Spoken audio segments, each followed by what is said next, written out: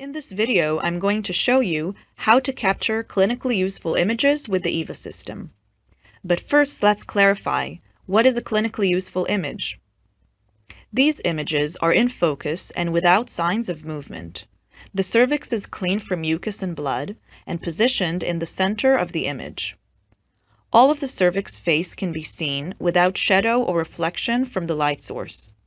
Finally, the view of the cervix isn't obscured by the speculum or the vaginal walls. We will learn how to capture images with these standards in mind. This is an example of a focused image. And these are a few examples of images that are out of focus. You can see how the image is not clear or is blurry. The way to avoid that is by making sure that the EVA device is stable, properly distanced, and fine-tuned. For stability, make sure the EVA device is connected firmly to the stand and that the stand is stable. Also, capture your images hands-free using the hand wave feature. To make sure this feature is on, go to the app menu at the top left, Settings, make sure hand wave is on. To adjust the focus, start with the focus wheel turned all the way out, then position yourself at a comfortable working distance of about 22 to 44 centimeters away from the patient.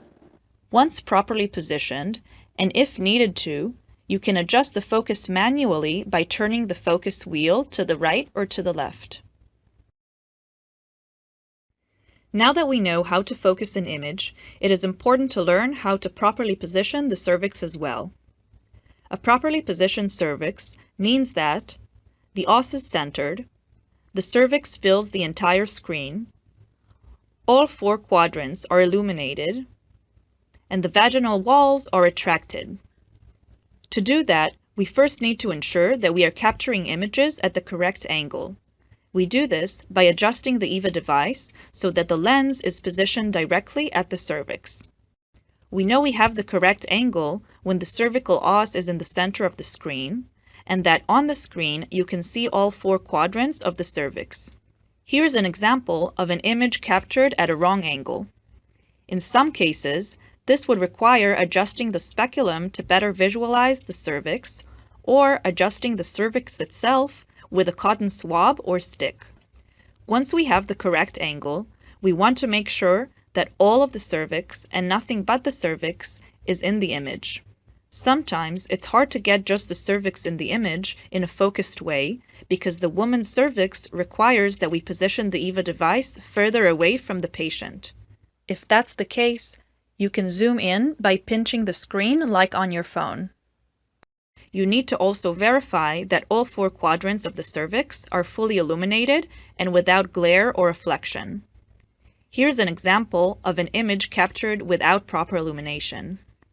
It's worth noting that although the EVA system reduces glare with a filter, glare from the speculum is still possible.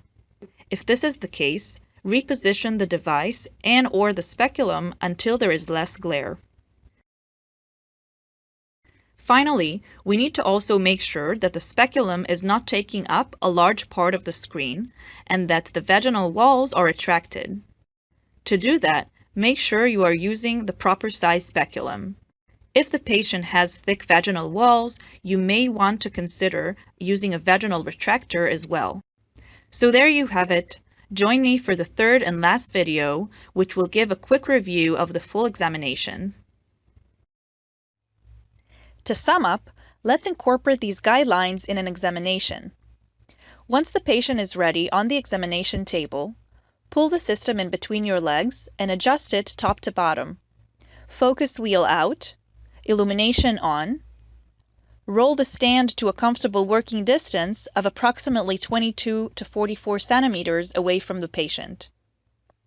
After cleaning the cervix and applying the acetic acid, adjust the focus by turning the focus wheel to the right or to the left. Make sure that the cervix is seen in its entirety and positioned in the center of the screen. Also, make sure that all four quadrants are illuminated. When ready, high-five the mobile ODT green logo and capture images hands-free. Now you're all set to capture clinically useful images. When finished, you can follow the steps to document the relevant findings and your impression through the app. As always, we are here to support you, so don't hesitate to reach out.